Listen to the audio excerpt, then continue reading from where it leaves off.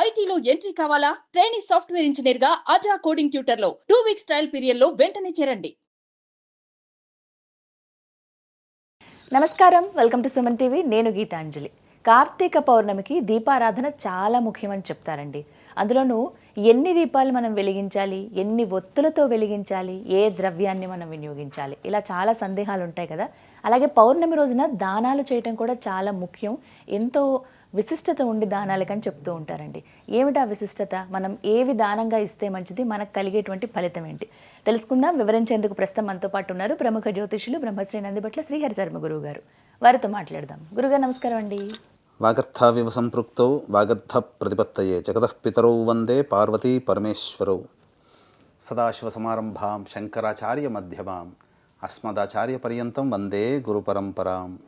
ఆదిత్యాయ చ సోమాయ మంగళాయ బుధాయ చ గురుశుక్రశనిభ్యశ్చ రాహవే కేతవే నమః. శృంగేరి జగద్గురు పీఠాధిపతులకి, కంచి పీఠాధిపతులకి నమస్కారములు తెలియచేసుకుంటూ కార్యక్రమాన్ని ప్రారంభిద్దాం. కార్తీక పౌర్ణమి ఎప్పుడెప్పుడు వస్తుందా అని ఎదురు చూస్తాం మేమైతే. అంటే గురుగారు, సోమవారాలు ఎంత విశిష్టమో మొత్తం ఈ మాసంలో చూసుకుంటే చాలా ముఖ్యమైనది కార్తీక పౌర్ణమి అని చెప్తారండి. మా అందరికీ బాగా తెలిసింది ఏంటంటే ఆ రోజు ఖచ్చితంగా ఉపవాసం ఉంటాము, ఖచ్చితంగా దేవాలయానికి వెళ్తాము. ఇంకొకటి నియమంగా చేసేది ఏమిటంటే 365 ఒత్తులు వెలిగిస్తామండి. ఇలా వెలిగిస్తే సరిపోతుందా? పౌర్ణమి మేము ఇలా చేసుకుంటే చాలా? ఉన్నటువంటి పౌర్ణములలో కార్తీక పౌర్ణమికి చాలా విశిష్టత. కార్తీక పౌర్ణమి అనగానే మనకు గుర్తొచ్చేటువంటిది అరుణాచలేశ్వరుని గిరి ప్రదక్షిణ. అంటే ఈ అరుణాచలం అనేటువంటిది కొండ ఏదైతే ఉందో అది మనకు కుజగ్రహం నుంచి ఒక కొండ, ఒక ముక్క పడి ఆ ప్రదేశంలో పడింది, అగ్నికారక గ్రహం. అందుకనే ఈ కార్తీక మాసం కృత్తికా నక్షత్రంతో వస్తుంది. కృత్తికా నక్షత్రం అనగానే మనకు అగ్ని నక్షత్రం. అది ఈ కృత్తికల ద్వారా పెంచబడ్డాడు కాబట్టి కార్తికేయుడు అయ్యాడు. అందుకని కార్తీక మాసము ఈ యొక్క సుబ్రహ్మణ్య స్వామికి సంబంధించినటువంటి మాసంగా కూడా చెప్పబడి ఉంటుంది. అందుకనే ఈ కార్తీక పౌర్ణమికే అన్ని పౌర్ణమిలలో గిరి ప్రదక్షిణ చేస్తే ఈ కార్తీక పౌర్ణమికే ఎక్కువగా విశేష గిరి ప్రదక్షిణ. ఆ యొక్క జ్వాలని నమస్కారంగా దీపాన్ని చూసినా సమస్త పాపములు తొలగిపోతాయని చెప్పి కాబట్టి కృత్తికా దీపం అని అంటారు. అంటే సాక్షాత్తు అది కుజగ్రహం అంటే సాక్షాత్తు సుబ్రహ్మణ్య క్షేత్రమే. అది కార్తీక మాసంలో అదొక ప్రత్యేకత. కానీ అన్ని దేవాలయాలలో ఈ కార్తీక పౌర్ణమి రోజున చాలామంది చేసేటువంటిది ప్రధానంగా అనాదిగా వస్తున్నటువంటి ఆచారము దీప ప్రజ్వలనము, దీపదానము, అమలకా దానము, అలాగే ఒక పురాణం ఉంటుంది, ఆ పురాణాన్ని దానం చేయాలి. అవన్నీ విషయాలన్నీ కూడా చాలా కూలంకషంగా చర్చించుకుందాం. సాలగ్రామ దానము, జ్వాలాతోరణం గుండా జ్వాలాతోరణ దర్శనము, జ్వాలాతోరణం గుండా చేయడం. అయితే విధి విధానంగా చూసినప్పుడు ఈ కార్తీక పౌర్ణమి నవంబర్ 15వ తారీఖు రోజున కాబట్టి బ్రహ్మ ముహూర్తంలోనే లేచి కాలకృత్యాదులు తీర్చుకొని చక్కగా పూజా మందిరంలో ఆవు నేతితో దీపారాధన చేసి అష్టదళ పద్మము వేసి అక్కడ మధ్యలో ఆ యొక్క పుష్పములు, పసుపు, కుంకుమ పెట్టి అక్కడ శివలింగాన్ని ప్రతిష్ఠింపజేసి ఆ యొక్క శివారాధన చేసుకోవాలి. ఆ రోజున ఉదయం చేసుకోవాలి. వీలైతే ఉపవాసం ఉండాలి. ఉపవాసం ఉండలేమండి, మేము అనారోగ్యం అనుకున్నప్పుడు భోజనం చేయవచ్చు. కానీ కార్తీక మాసంలో ప్రదోషకాల సమయంలో దీపారాధన, దీపదానం అనేటువంటిది చేయాలి. కాబట్టి 1 గంట కల్లా భోజనం చేసే అలవాటు ఉంటే చేసుకొని 5 గంటల కల్లా కాలకృత్యాదులు తీర్చుకొని సూర్యాస్తమయం సమయం కల్లా కూడా శివాలయంలోకి వెళ్ళాలి. శివాలయంలో మొట్టమొదటిగా ఏం చేయాలి? ఆ ప్రదోషకాల సమయంలో దీప ప్రజ్వలనం చేయాలి. ఈ దీప ప్రజ్వలనం అనేటువంటిది సాధారణంగా అందరూ చేసేటువంటిది ఏంటంటే ఆవు నేతితో దీపారాధన, ఆవు నేతిలో ముంచినటువంటి 360 ఒత్తులని చేస్తారు. అన్ని సిద్ధం చేసుకుని వెళ్తారు. కానీ చాలా మంది చేసేటువంటి తప్పేంటంటే 365 ఒత్తులు కాదండి, 720 ఒత్తులు దీపారాధన చేయాలి. అవును. ఎందుకనంటే ప్రతి మాసానికి 30 రోజులమ్మా, తెలుగు మాసాలు 12 మాసాలు ఇంటూ 30 రోజులు 360. ఈ 365 ఎందుకు వచ్చాయంటే ఇంగ్లీష్లో మనకున్నటువంటి గ్రెగోరియన్ క్యాలెండర్ ప్రకారము ఒక నెల 31, ఒక నెల 28, ఒక నెల అట్లా ఆ విధంగా వచ్చింది. కాబట్టి మనం సంవత్సరాన్ని ఆ విధంగా లెక్కేసుకుంటాం. కానీ దేవతా పూజల్లో ఆ విధంగా లెక్కేసుకొని చెప్పాలి. అందుకనే మన హిందువులము తప్పు చేసేది ఇక్కడే దీపారాధనలో 360 వెలిగించాలి. కానీ 360 వెలిగించాలని చెప్పి 365 వెలిగిస్తున్నారు. ఈ 360 వెలిగించాలన్నాను కదా, ఆ 360 అంటే జోడు ఒత్తులతో 360 కావాలి. అందుకనే 720 ఒత్తులు పెడితే 360. అంటే ఇందులో ఏంటంటే అంతరార్థము, ఆ కార్తీక పౌర్ణమి రోజున చేస్తే సంవత్సరం అంతా చేసినటువంటి పుణ్య ఫలితం దక్కుతుంది కదా దీపారాధన. అందరము 360 అంటే ఒక ఒత్తితో దీపారాధన చేస్తున్నట్టు ఫలితం. కానీ దేవతా పూజల్లో ఒక ఒత్తితో దీపారాధన కాదు కదా, 2 ఒత్తులతో దీపారాధన చేయాలి కదా. అందుకని 360 ప్లస్ 360 అంటే 2 కట్ట ఒత్తులతో దీపారాధన చేయాలి. ఇక ముఖ్యంగా ఈ స్వామి వారికి సంబంధించినటువంటి ఈ దీపారాధనలో చాలా గందరగోళం ఉంది. చాలా మంది ఏంటంటే ఈ మధ్య చూసారా మీరు, అసలు ఈ ప్రసార మాధ్యమాల్లో కొత్త ప్రమిదలు కొనుక్కోవాలని ఒకళ్ళు, లేదంటే పాత దీపాలే వెలిగిస్తే చాలని చాలా మంది చెప్తున్నారు. కానీ వాస్తవానికి దీప ప్రజ్వలనం అనేటువంటిది చేసేటప్పుడు ఎక్కడా కూడా కొత్త దీపాలే కొనుక్కొని వెలిగించమని ఎక్కడా చెప్పబడలేదు. మన సంతోషం కోసం కొత్తది వాడవచ్చు, తప్పులేదు. ఆ కొత్త దీపాలని, పాత దీపముని తిరిగి మళ్ళీ వినియోగించుకోవచ్చు. ఎలా వినియోగించుకోవాలంటే దీపాన్ని అంతా మసి ఉంటుంది కదమ్మా, చక్కగా కడిగి ఆవు పాలతో శుద్ధి చేసి చక్కగా మళ్ళీ ఆ పాత దీపాన్ని కూడా వినియోగించుకోవచ్చు. ఇక చాలామంది చాలామంది చేసేది ఏంటంటే ఆ ఒత్తి సగం మారిపోయి ఉండగానే మళ్ళీ ఇంకొక ఒత్తి వేస్తారు. అలా చేయకూడదు, మళ్ళీ కొత్త ఒత్తి వాడాలి. ఆ పాత ఒత్తిని మళ్ళీ పైకి లాగి మళ్ళీ వెలిగిస్తారు, అలా చేయకూడదు. కాబట్టి పాత ప్రమిద వాడినా మళ్ళీ కొత్త ఒత్తి వేయాల్సిందే. ఇక కొంతమంది కొంత నూనె ఉండంగా మళ్ళీ కొంత నూనె పోసి మళ్ళీ వెలిగిస్తారు. కానీ ఆ విధంగా కూడా చేయకూడదు. ఆ నూనె ఉన్నప్పుడు ఆ నూనెని పక్కకు పడవేసి చక్కగా శుభ్రపరిచి మళ్ళీ కొత్తగా నూనె. అయితే చాలామంది చేసేది ఏంటంటే ఈ నూనె విషయంలో దీపారాధన నూనె అని చెప్పి ఆ బ్రాండ్ పెట్టి అమ్ముతున్నారు. ఇవి వాడకూడదమ్మా. ఇవి సమస్తమైనటువంటి అన్ని ప్రాణుల యొక్క ఎముకల నుంచి ఉడకబెట్టగా తయారై పైకి తేలినటువంటి తెడ్డెలాంటి నూనెని తీసుకొచ్చి చాలా చీప్గా పెడతారు. అందుకని దీపారాధన నూనె అంటే 80 రూపాయలకి 75 రూపాయలకి 1 లీటర్ దొరుకుతుంది. తక్కువ రేటుకి ఎందుకు వస్తుందా అని అంటే ఆలోచించండి. నువ్వుల నూనె ఎందుకో రాదు, ఆవు నూనె ఎందుకో రాదు. కాబట్టి స్వచ్ఛమైనటువంటి నువ్వుల నూనెని వాడవచ్చు. ఇప్పుడు ఆవు నెయ్యి కూడా కల్తీనేనమ్మా. కాబట్టి స్వచ్ఛమైన అనగా గోశాలలో తీయబడినటువంటి ఆవు నేతితో దీపారాధన చేస్తే పుణ్యం.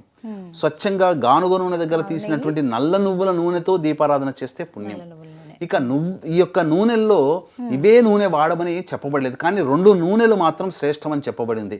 అది ఆజ్యము అంటే గోఘృతము, ఆజ్యము కూడా కాదు, గోఘృతం అంటారు. గోవు నుంచి వచ్చింది గోఘృతం. ఆజ్యం అంటే అజహ అంటే మేక పాల నుంచి తీసినటువంటి నేతితో ఆజ్యం అంటారు. ఆజ్యం అనకూడదు.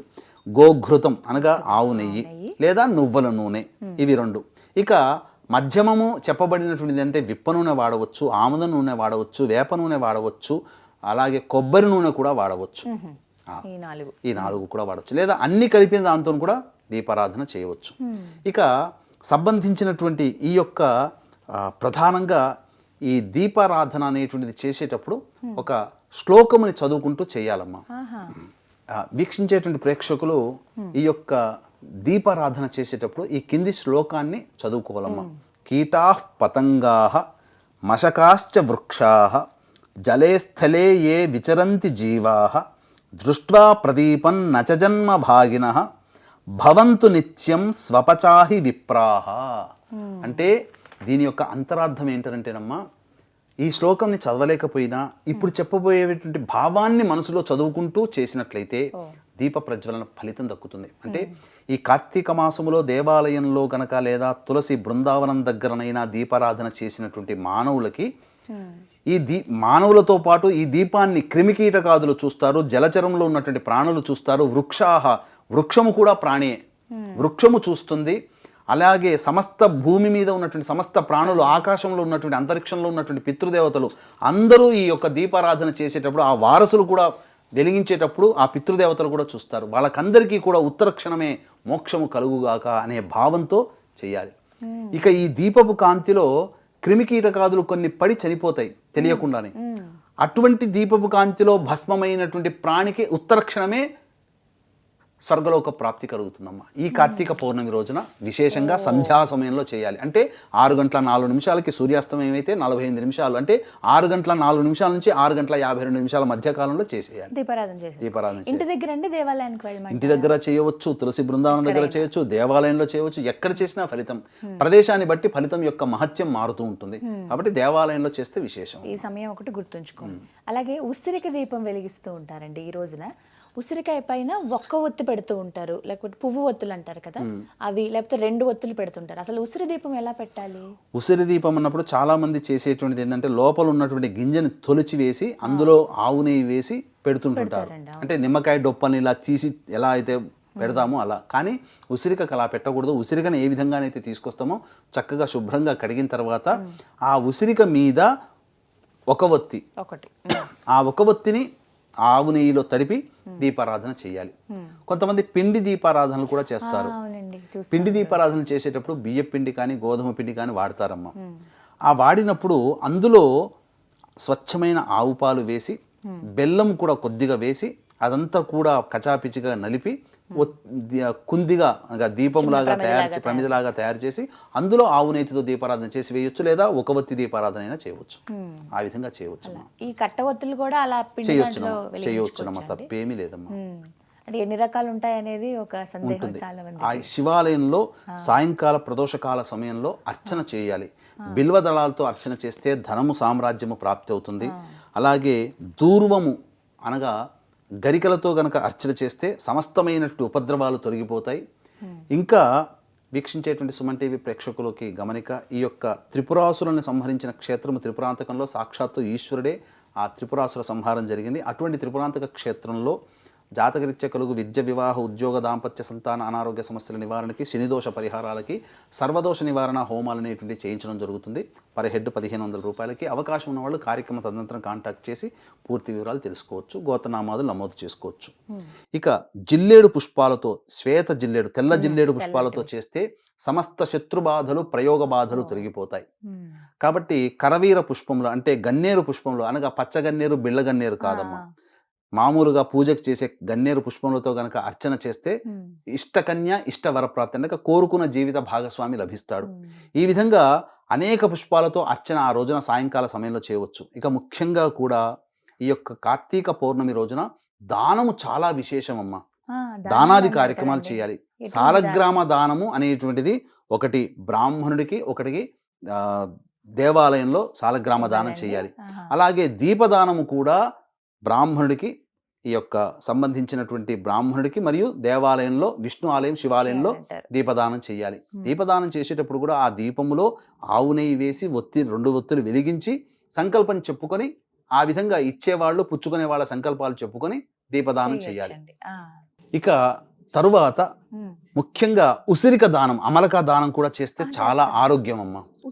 ఉట్టిగా ఆ బుట్టలో పెట్టి ఆ ఉసిరిక శక్తి కొలది 1/4 కిలోనా, 1/2 కిలోనా, కిలోంబావా, అది మీ యొక్క శక్తి కొలది వీక్షించే ప్రేక్షకుల. ఆ ఉసిరిక దానం కూడా చేసిన చాలా ఫలితం. దేవాలయం దగ్గర ఇవ్వమంటారండి? దేవాలయంలోనే ఇవ్వాలమ్మా. లేకపోతే బ్రాహ్మణుని పిలిపించుకొని ఇవ్వచ్చు. దానిమ్మ పండ్లు గనక దానము చేస్తే అమ్మవారి యొక్క అనుగ్రహంతో ఆ ఇంట లక్ష్మీదేవి జన్మిస్తుంది పౌర్ణమి రోజు. అది లేదా ధనపరమైనటువంటి సమస్యలతో ఉన్న వాళ్ళు బిల్వార్చన చేసి అనగా మారేడు దళంతో అర్చన చేసి దానిమ్మ పళ్ళు దానం చేస్తే వారికి అచిరకాలంలో వాళ్ళకున్న అప్పులు తొలగిపోతాయి, ధనం సంప్రాప్తమవుతుంది. ఇక ముఖ్యంగా ఈ మార్కండేయ పురాణాన్ని గనక దానం చేయాలమ్మా. ఈ మార్కండేయ పురాణం దానం చేస్తే వాజపేయ యాగము చేసిన పుణ్య ఫలితం దానం చేసిన వాడికి ఈ కార్తీక పౌర్ణమి రోజున వస్తుంది. అది ఎందుకనంటే మహాయాగాలలో సోమయాగము, మన వాజపేయ యాగము, పౌండరీక యాగము, ఈ 3 యాగాలు చేసినటువంటి వ్యక్తికి రాష్ట్రపతితో సమానమైనటువంటి స్థితి కలుగుతుంది. రాష్ట్రపతి వస్తే ప్రోటోకాల్ ఏ రాష్ట్రానికైనా ఎలా అయితే వెళతాడో, ఈ 3 యాగాలు చేసినటువంటి వేద పండితుడికి అతను ఎక్కడికి వెళ్ళినా ఛత్రము, చామరము అన్ని కూడా పట్టుకుంటారు.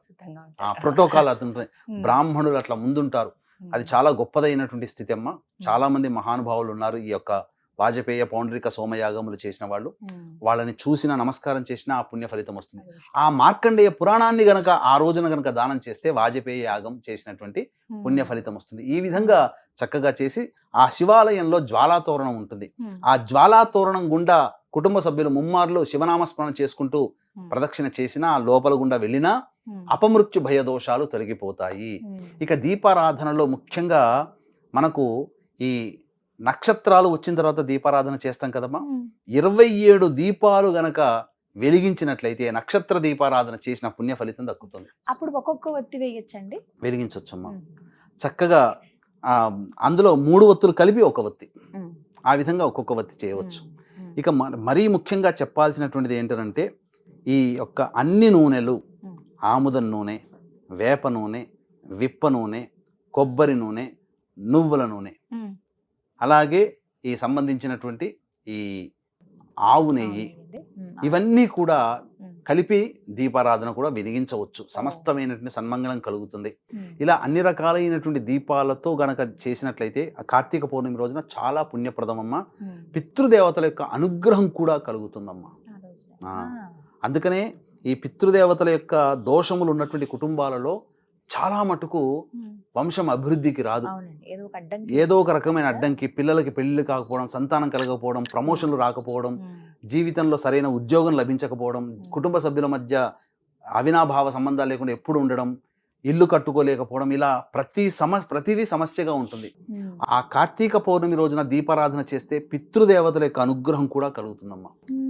ఇంకా చెప్పాలంటే పితృదోష నివారణ పూజలు కూడా జరిపించుకుంటే మంచిది. అందుకనే ఆ పితృదోష నివారణ పూజలు ఆఖరి సోమవారం, మనకి 25వ తారీఖు రోజున అవుతుంది. ఆఖరి సోమవారం రోజున అతి సామాన్య మానవుడు కూడా పాల్గొనే విధంగా తండ్రి వైపు 6 తరాలు, తల్లి వైపు 3 తరాల్లో దుర్మరణం పాలైన వ్యక్తుల యొక్క మోక్ష ప్రాప్తికి మన పీఠం ఆధ్వర్యంలో పితృదోష నివారణ పూజలు ఆఖరి సోమవారం 25వ తారీఖు రోజున ఈ నెల చేయించడం జరుగుతుందన్నమాట. ఇలా కార్తీక పౌర్ణమి రోజున విధానాన్ని ఏ మానవుడైతే ఆచరిస్తాడో సంపూర్ణమైనటువంటి శివానుగ్రహం కలుగుతుంది. అంతకు మించినటువంటిది ఈ శివాలయంలో కార్తీక పౌర్ణమి రోజున శివ ప్రదక్షిణ అనేటువంటిది ఒకటి ఉంటుంది. ఆ ప్రదక్షిణ గురించి వివరాలు తెలుసుకోవాలంటే ఇదే వీడియోలో, ఇదే సంబంధించినటువంటి టీవీ, మన సుమన్ టీవీ ఛానల్లో మనం వీడియో అనేటువంటిది వేసి ఉంటాము. శివ ప్రదక్షిణ కార్తీక పౌర్ణమి రోజున ఎలా విధానంగా చేయాలి, అందరూ చేసే 100కి 99 మంది చేసే తప్పు శివ ప్రదక్షిణలో ఉంటుంది. కాబట్టి ఈ శివ ప్రదక్షిణ ఎలా చేయాలనేటువంటి వీడియో సపరేట్గా మన సుమన్ టీవీలో మనం చేయడం జరిగింది. తప్పకుండా ఆ శివ ప్రదక్షిణని కార్తీక పౌర్ణమి రోజున శివాలయ ప్రదక్షిణ ఏ విధంగా చేయాలనో సంపూర్ణంగా వివరించున్నాం. దాన్ని చూసి ఆ విధంగా కార్తీక పౌర్ణమి రోజున శివ ప్రదక్షిణ చేయండి. మీకు ఆ ప్రదక్షిణ వివరాలు 100కి 99 మందికి తెలియదు. అందరూ కామన్ గా మిస్టేక్స్ చేస్తున్నారు. మీరు ప్రదక్షిణ ముమ్మార్లు చేసినా, 100 ప్రదక్షిణలు చేసినా ఫలితము లభించదు. ఇప్పుడు నేను చెప్పినటువంటి అనగా చండీశ్వర ప్రదక్షిణ అనేటువంటిది ఒకటి ఉంటుంది. ఆ ప్రదక్షిణని చేసినటువంటి వాళ్ళకి మాత్రమే శివ ప్రదక్షిణ యొక్క ఫలితం దక్కుతుంది. కాబట్టి ఆ వీడియో సపరేట్గా చేసాము, ఆ వీడియో చూడండి. చాలా చక్కగా వివరించారు గురుగారు. కార్తీక పౌర్ణమి రోజు దీపాలు అసలు ఎలా వెలిగించాలి, ఎన్ని ఒత్తులు, అలాగే దానాలు ఏవి చేస్తే మంచిది, ఎటువంటి ఫలితం దక్కుతుందని. నమస్కారం గురుగారు. సర్వం శ్రీ ఉమామహేశ్వర పరబ్రహ్మార్పణమస్తు.